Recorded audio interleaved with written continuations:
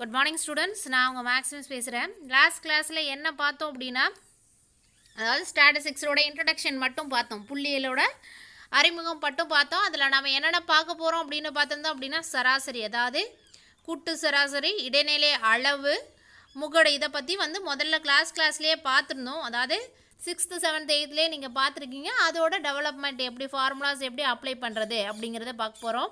அதே மாதிரி இன்னும் என்ன அப்படின்னா, குரூப்டு டேட்டா, சரியா, தரவுகள் கொடுக்கப்பட்ட தரவுகளுக்கும் அதே மாதிரி அன்குரூப்டு டேட்டாவுக்கும் நம்ம ஃபார்முலாஸ் அப்ளை பண்ணி எப்படி ப்ராப்ளம் சால்வ் பண்ணுறது அப்படிங்கிறத பார்க்க போகிறோம். சரியா, நேற்று கிளாஸில் என்ன பண்ணோம் அப்படின்னா, ஜஸ்ட்டு இங்கே இன்ட்ரடக்ஷன் எப்படி இருக்கும், சரியா, சராசரி எப்படி நம்ம ஃபைன் பண்ணுறோம், ஒரு தரவை கொடுத்துருந்தா நிகழ்வெண் அப்படிங்கிறது என்ன அப்படிங்கிறத நம்ம பார்த்துருந்தோம். நார்மலாக கொடுத்துருக்குறக்கும், நிகழ்வெண் வடிவத்தில் கொடுத்துருக்குறக்கும், அதே மாதிரி பிரிவு இடைவெளி கொடுத்துருக்குறக்கும் எது நமக்கு ஈஸியாக இருக்கும், எந்தெந்த இடத்துலையெல்லாம் நம்ம ஸ்டாட்டிஸ்டிக்ஸை யூஸ் பண்ண போகிறோம் அப்படிங்கிறத பார்த்துருந்தோம். சரியா, இன்றைக்கி கிளாஸில் என்ன பார்க்க போகிறோம் அப்படின்னா, கூட்டு சராசரி, அதாவது அர்த்தமெட்டிக் மீன் அப்படின்னா என்ன.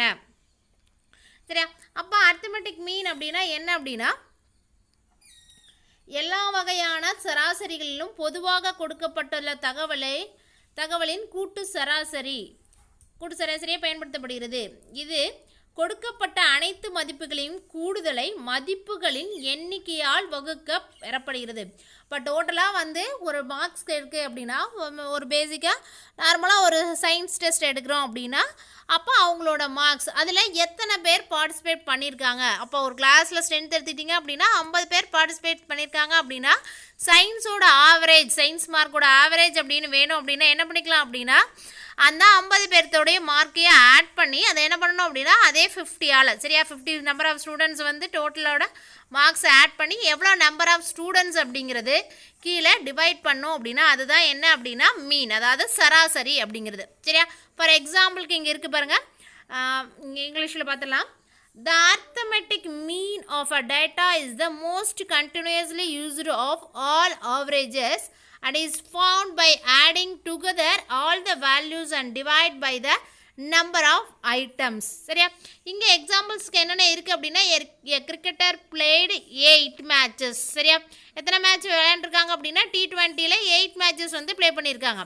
And score the following scores, அவங்களோட ஸ்கோர்ஸ் 8 மேட்ச்சில் எவ்வளோ T20ல் எவ்வளோ எடுத்திருக்காங்க அப்படிங்கிறத கொடுத்துருக்காங்க. சரியா, இப்போ இதுக்கு மீன் அப்படின்னா என்ன பண்ணிக்குவோம் அப்படின்னா, இதோட வேல்யூஸை எல்லாத்தையுமே என்ன பண்ணிக்கிறோம் அப்படின்னா, அசெண்டிங் ஆர்டரில் எழுதிட்டு அதுக்கப்புறம் ஆட் பண்ணிவிட்டு, இதில் டோட்டல் எவ்வளோ இருக்குது ஆல்ரெடி அவங்களே கிளியராக கொடுத்துட்டாங்க, எத்தனை மேட்சஸ் அப்படின்னு 8 மேட்சஸ். அப்போ கீழே டிவைடில் என்ன வந்துடும், 8 வரும். அப்போ இந்த 8 வேல்யூஸையும் ஆட் பண்ணிவிட்டு 8ஆல் டிவைட் பண்ணால் வர ஆன்சர் என்னவோ அதுதான் என்னன்னு பார்த்தீங்க அப்படின்னா அர்த்தமெட்டிக் மீன், அதாவது கூட்டு சராசரி. இதுக்கு பேர் என்ன சொல்லுவோம் அப்படின்னா, சிக்மா எக்ஸ் பை என்னன்னு சொல்லுவோம், இல்லை அப்படின்னா இதோட நேம் சமேஷன் அப்படின்னு சொல்லுவோம். சரியா, அப்போ இதோட வேல்யூ என்ன வந்திருக்கு அப்படின்னா 288/8 அப்படிங்கும்போது வேல்யூ என்ன அப்படின்னா 36. சரியா, இதேவே நம்பர் ஆஃப் ஸ்டூடெண்ட்ஸ் இன்க்ரீஸ் ஆகும்போது கீழே பாருங்கள், x1 x வேல்யூஸ் எடுத்துட்டோம் அப்படின்னா ஜென்ரல் ஃபார்மேட் என்ன. இப்போ ஜென்ரலாக அப்சர்வேஷன்ஸ் என்ன எடுத்துக்கிறோம் அப்படின்னா, x1 x2 x3 எடுத்துக்கிறோம் அப் டு xn வரைக்கும். சரியா, மீனை எப்படி டினோட் பண்ணுவோம், அதாவது சராசரியை எப்படி கணக்கிடுவோம் அப்படின்னு பார்த்தீங்க அப்படின்னா எக்ஸ் பார். அது நம்ம எப்படி நேம், அதோட நேம் என்ன அப்படின்னா எக்ஸ் பார்னு தான் ரீட் பண்ணும். எக்ஸ் பார் ஈக்குவல் டு அனைத்து மதிப்புகளின் கூடுதல் பை மதிப்புகளின் எண்ணிக்கை, அதாவது number of observation, total sum of the observations by number of observations. சரியா, அப்போ வேல்யூ என்ன வந்திருக்கு அப்படின்னா sigma x by n. X பாரோட வேல்யூ அப்படிங்கிறது என்ன அப்படின்னா சமேஷன் சொல்லலாம், இல்லை அப்படின்னா சிக்மா எக்ஸ் பை என் அப்படின்னு சொல்லலாம். அடுத்தது பார்த்தீங்கன்னா அஸ்யூம்டு மீன், அதாவது ஊக சராசரி மீன் அப்படின்னா என்ன. சில நேரங்களில் நாம் கணக்கீட்டை எளிமையாக செய்வதற்கு ஒரு தோராயமான மதிப்பை சராசரியாக கணித்து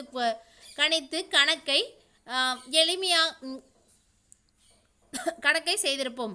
அந்த தோராய மதிப்பை நாம் ஊரக சராசரி அப்படின்னு சொல்லுவோம். சரி, அந்த வேல்யூ என்னன்னு சொல்கிறாங்க அப்படின்னா ஊரக சராசரி அப்படின்னு சொல்லுவோம்.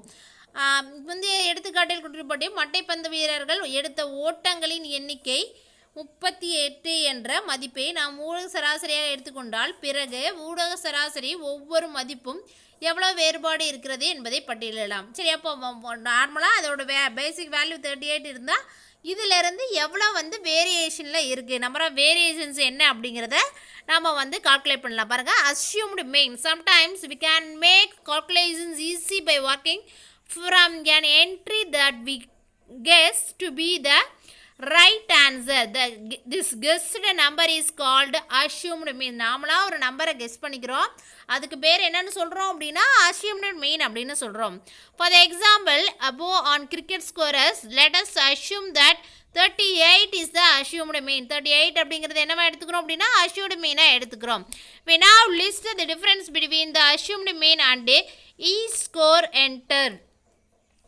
அப்போ ஒவ்வொரு ஸ்கோர்லேயும் அந்த அஸ்யூம்டு வேல்யூ என்ன பண்ணுறோம் அப்படின்னா சப்ராக்ட் பண்ணுறோம். அப்போ அதோட டிஃப்ரென்ஸ் அப்படிங்கிறது என்ன? இப்போ இதையெல்லாம் ஆட் பண்ணி டோட்டலாக அதே நம்பரால் எதாவது தான் டிவைட் பண்ணுவோம், 8ஆல் தான் டிவைட் பண்ணுவோம். அப்போ ஆன்சர் என்ன வந்திருக்கு அப்படின்னா -2 அப்படின்னு வந்திருக்குது. சரியா? அப்போ இது இன்னொரு ஃபார்முலா. கரெக்ட் மீன் அப்படின்னா ஃபார்முலா என்ன அப்படின்னா அஸ்யூம்டு மீன் ப்ளஸ் மீன் டிஃப்ரென்ஸ். சரியா? அஸ்யூம்டு மீனையும் மீன் டிஃப்ரென்ஸையும் ஆட் பண்ணோம் அப்படின்னா அதுதான் என்ன அப்படின்னா கரெக்ட் மீன். சரியா? இப்போ நம்ம கண்டுபிடிச்சிருக்கிறது டிஃப்ரென்ஸு, முதல்ல நாம் எடுத்துக்கிட்டது அஸ்யூம்டு மீன். அப்போ 38லேருந்து இந்த டிஃப்ரென்ஸான வேல்யூ -2 சப்ராக்ட் பண்ணால் வேறு ஆன்சர் 36 அப்படிங்கிறது தான் என்ன அப்படின்னா கரெக்டான மீன் வேல்யூ. அதாவது சரியான சராசரியோட மதிப்பு என்னன்னு பார்த்தீங்க அப்படின்னா 36 அப்படிங்கிறது. சரியா?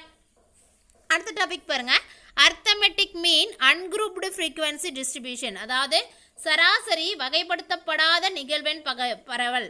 சரியா? சராசரி வந்து நிகழ்வெண் பரவல் வந்து வரைபடத்தில் அப்படிங்கும்போது எப்படி இருக்கும்? பள்ளி விளையாட்டு நிகழ்வில் பங்கு கொண்ட 12 மாணவர்களின் உயரங்களை சென்டிமீட்டரில் எடுத்துக்கொள்வோம். சரி, அவங்களோட ஹைட் வந்து கொடுத்துருக்காங்க. எத்தனை பேர்த்து அப்படின்னா டோட்டலாக 12 ஸ்டூடெண்ட்ஸோட ஹைட்டு. இப்போ இதில் என்ன வேணும் அப்படின்னா நார்மலாக ஆவரேஜ் என்ன, அவங்களோட ஹைட்டோட ஆவரேஜ் என்ன அப்படிங்கிறத மீன். சரியா? என்ன அப்படிங்கிறத நம்ம கால்குலேட் பண்ணோம். அதே மாதிரி அசெண்டிங் ஆர்டரில் எழுதிட்டீங்க அப்படின்னா உங்களுக்கு ஈஸியாக இருக்கும். இது எல்லாத்தையும் ஆட் பண்ணிவிட்டு எதால் டிவைட் பண்ணணும்? 2ஆல் டிவைட் பண்ணுறோம். சரி, அப்போ 12ஆல் டிவைட் பண்ணுறோம். அப்போ 12ஆல் டிவைட் பண்ணோம் அப்படின்னா ஆன்சர் என்ன வந்திருக்கு அப்படின்னா 144.5 அப்படிங்கிற ஆன்சர் வந்திருக்கு. ஊக சராசரி முறையை பயன்படுத்தியும் பெறலாம். சரி, அப்போ இது மாதிரியே நாம் என்ன பண்ணிக்கலாம் அப்படின்னா நாமளாக ஒரு வேல்யூ அஸ்யூம் பண்ணி வச்சுக்கிட்டோம் அப்படின்னா, சரியா? ஊக அஸ்யூம்டு மீன் இருக்கு இல்லையா?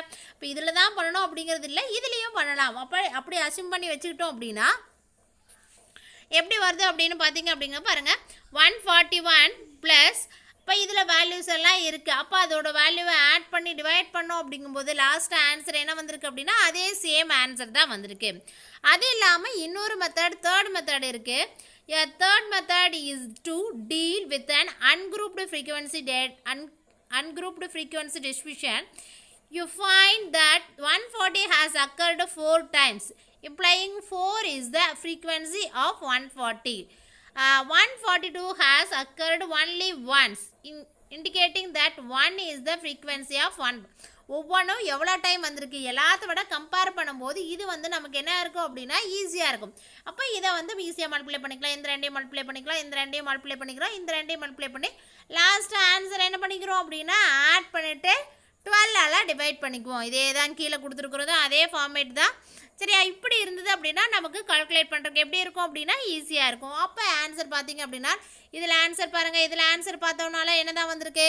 சேம் ஆன்சரே தானே வந்திருக்கு. 144.5 சென்டிமீட்டரே தானே வந்திருக்கு. தான் சொல்கிறாங்க நம்மளோட வேக்கு ஏற்ற மாதிரி எப்படி வேணாலும் நம்ம என்ன பண்ணிக்கலாம் அப்படின்னா இதை வந்து அப்ளை பண்ணிக்கலாம். சரியா? அதே மாதிரி இது ஜென்ரல் ஃபார்மேட் பாருங்கள். f1 is x bar equal to f1 x1 plus f2 x2 plus etc. fn x1 divide by f1 plus x2 plus etc. fn. அப்போ இதோட ஜென்ரல் ஃபார்மேட் பார்த்தீங்க அப்படின்னா sigma F of X F X by sigma F அப்படிங்கிறது தான் இதோட general format அப்படிங்கிறது. சரியா? இப்போ அதே மாதிரி இதில் அஸ்யூம்டு மீனோட வேல்யூ வந்து அடுத்தது 145ன்னு வச்சுக்கிட்டோம் அப்படின்னா சரியா? இப்போ டீவியேஷன்ஸ் வந்து எப்படி மெத்தட் பண்ணுறது? 3 மெத்தட் பார்த்தோம். இது 4வது மெத்தட் டீவியேஷன் மெத்தட். அஸ்யூம்டு மீனுக்கு டீவியேஷன் ஃப்ரம் த மெத்தட் அப்படிங்கும்போது என்ன வந்திருக்கு? அப்போ டி அப்படிங்கிறது டிஃப்ரென்ஸ் டீவியேஷன். சரியா? அப்போ என்ன பண்ணிக்கலாம் அப்படின்னா ஒவ்வொரு வேல்யூவும் இந்த வேல்யூவில் இருந்து சப்ராக்ட் பண்ணுறோம். அதுக்கப்புறம் என்ன பண்ணுவோம் அப்படின்னா இந்த வேல்யூ அப்போ 145ன்னு எடுத்திருக்கோம். இதை சப்ராக்ட் பண்ணால் இந்த ஆன்சர்ஸ் வருது. சரியா? அதுக்கப்புறம் என்ன பண்ணுறோம் அப்படின்னா இந்த ரெண்டையும் மல்டிப்ளை பண்ணிக்கிறோம். ஏன்னா இது பெரிய நம்பராக இருக்குது. அதுக்காக ஈஸியாக கால்குலேட் பண்ணுறதுக்காக என்ன பண்ணிக்கிறோம் அப்படின்னா இந்த ரெண்டையும் மல்டிப்ளை பண்ணிக்கிறோம். மல்டிப்ளை பண்ணால் ஆன்சர்ஸ் வருது இல்லையா?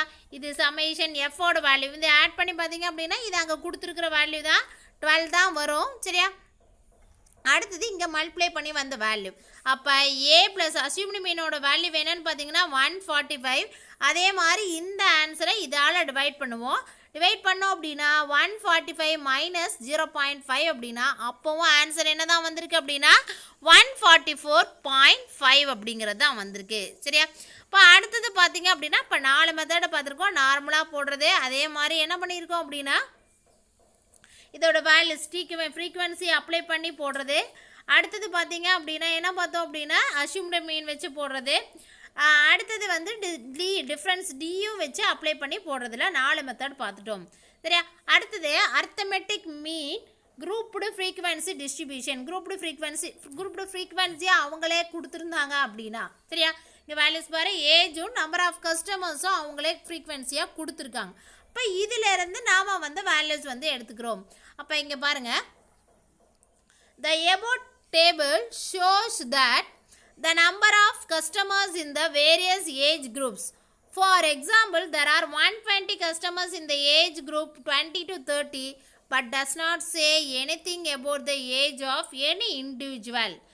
Hence, we need the value that represents the particular interval, class interval. Such a value is called mid value, அதாவது midpoint or a class mark. The midpoint or a class mark can be found using the formula given below. சரியா? UCL plus LCU. UCL னா upper class interval, LCL அப்படின்னா lower class interval அப்படிங்கிறது. இது வந்து 2 method இருக்குது. ஒன்று வந்து direct method, இன்னொன்று வந்து அஸ்யூம்டு மீன் மெத்தட், அடுத்தது வந்து ஸ்டெப் டீவியேஷன் மெத்தட். நமக்கு வந்து 3 மெத்தட்ஸ் இருக்குது. அதில் எதில் வந்து ஃபஸ்ட்டு வந்து என்ன பார்க்கலாம் அப்படின்னா டைரக்ட் மெத்தடில் பார்க்கலாம். டைரக்ட் மெத்தடுக்கான ஸ்டெப்ஸ் அப்படிங்கிறது என்ன அப்படின்னா இதுதான் ஃபார்முலா சிக்மா எஃப்எக்ஸ் பை எஃப்ங்கிறது. சரியா? obtain the midpoint of each class and denote it by x. சரியா? அதை வந்து மிட் பாயிண்ட் பார்த்துட்டு அதை வந்து எக்ஸ்ன்னு டினோட் பண்ணிக்கிறோம். Multiply those mid points by the respective frequency of each class and obtain the sum of F X. அதோட F I multiply பண்ணிக்கிறோம். அதுக்கு அடுத்த ஸ்டெப் என்ன அப்படின்னா சிக்மா எஃப்எக்ஸை எதால் டிவைட் பண்ணுறோம் அப்படின்னா சிக்மா எஃப்பால் டிவைட் பண்ணுறோம். சரியா? அப்போ ஆன்சர் மீன் வந்து நமக்கு கிடச்சிடும். சரியா? எக்ஸாம்பிள் 8.1 பாருங்கள். இப்போ 8.1ல் என்ன இருக்குது அப்படின்னா the following data gives the number of residents in an area based on their age. Find the average age of the residents. Age கொடுத்துட்டாங்க, நம்பர் ஆஃப் ரெசிடென்ட்ஸ் கொடுத்துட்டாங்க. இப்போ இதில் என்ன பண்ணுறோம் அப்படின்னா ஃபஸ்ட்டு ஏஜ் எடுத்துக்கிட்டோம், இது நம்பர் ஆஃப் ரெசிடென்ட்ஸ் எடுத்துட்டோம். இப்போ மிட் வேல்யூ அப்படிங்கும்போது நம்ம என்ன எடுத்துக்கலாம் அப்படின்னா இதோட மிட் பாயிண்ட் 0க்கும் 10க்கும் நடுவில் இருக்கிற மிட் பாயிண்ட் என்ன எடுத்துக்கலாம் 5, 15, இதுக்கு 25, 35, 45, 55. இதோட என்ன பண்ணிக்கலாம் எக்ஸை மல்டிப்ளை பண்ணிக்கலாம். இதுக்கு பேர் என்ன அப்படின்னா டைரக்ட் மெத்தட். அப்போ 2 5s are 10, 6 into 15 90, 9 into 25 225, 7 into 35 245, 4 into 45 180, 2 into 55 110. அப்போ இந்த எல்லாத்தையுமே என்ன பண்ணுறோம் அப்படின்னா ஆட் பண்ணுறோம். ஆட் பண்ண ஆன்சர் என்ன வந்திருக்கு அப்படின்னா 860. 860யை 30ஆல் டிவைட் பண்ணோம் அப்படின்னா ஆன்சர் என்ன அப்படின்னா 28.67 அப்படிங்கிறது ஆவரேஜோட வேல்யூவு.